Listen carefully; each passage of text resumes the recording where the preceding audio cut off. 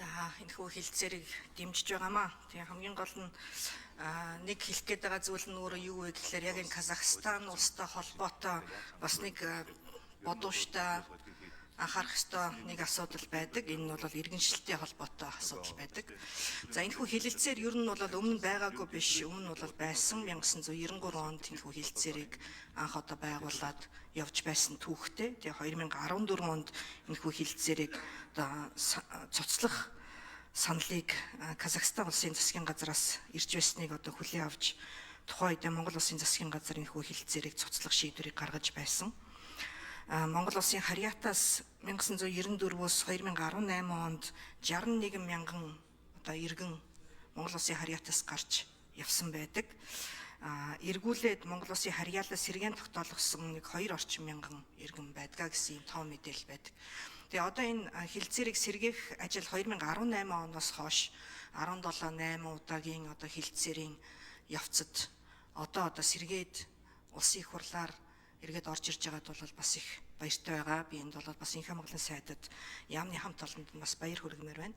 Тэгээ энэний ач холбогдол нь өөрөө юу юм бэ гэхээр аль аль улсынхаа одоо нутаг дэвсгэр дээр ажиллаад нийгмийн даатгалын шимтгэлээ төлж байгаа хүмүүс тухайн одоо улс орондоо иргэн нь биш ч гэсэн тэтгэврийг одоо тогтоолгох боломжтой. За эргээд одоо өөрийнхөө нутаг орон руугаа буцахад тухайн одоо ажилласан улсдаа тэтгэвэр тогтоолгож болно. 98 оноос хойш Казахстан улсад одоо хуримтлалын тогтолцоо үүссэн байгаа учраас тэр одоо ажилласан хэмжээндээ төлсөн шимтгэл нь эргүүлээд Монгол улс дахь одоо банкндаа одоо шууд шилжүүлэх ийм боломж одоо бас нээгдэх ийм давуу талтай ийм сайн хэлэлцээр байгаа юм аа. Тэгэхээр энийг бас хүмүүс анхаарч ач холбогдол нь их чухал юм аа гэдгийг нь олж хараасаа гэж хүсэж байна.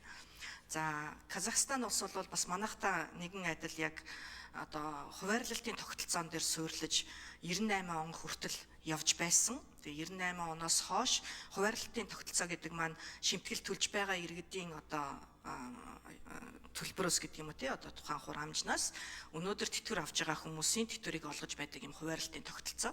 Тэгээ 98 оноос хойш яг энэ хуримтлалын тогтолцоонд шилжсэн буюу тухайн одоо иргэн хэдий хэмжээний төгрөг одоо шимтгэл төлж байна уу түүнээс нь одоо эргээд хуримтлал үүсэж за түүнээсээ эргээд тэтгэврээ тогтоолгодог.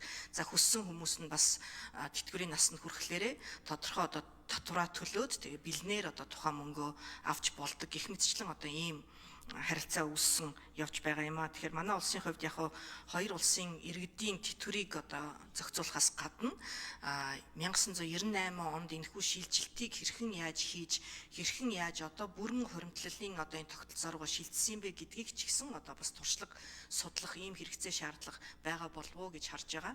За яг одоо нийгмийн даатгалын одоо энэ сангаас олгож байгаа тэтгэвэр за шимтгэл хураамж дээр тэтгэврийн одоо шимтгэлийн 17% буюу ажилтны 8.5%, ажил олгогчийн 8.5%-ийн тус бүр 1%-ийг яг бодиттой тухайн хүний нэрийн дансан дээр нь одоо хуримтлал үүсгээд угтаа бид нар одоо хагас хуримтлалын тогтолцоонд шилжээд одоо жил гаруй хугацаа өнгөрч байгаа. Тэгэхээр энэ одоо шилжилтээс ухралгүй эргээд энэ одоо 2%-ийг нэмэгдүүлэх энэ тал дээр нь бас анхаараасай гэж одоо хүсэж байна. Баярлалаа.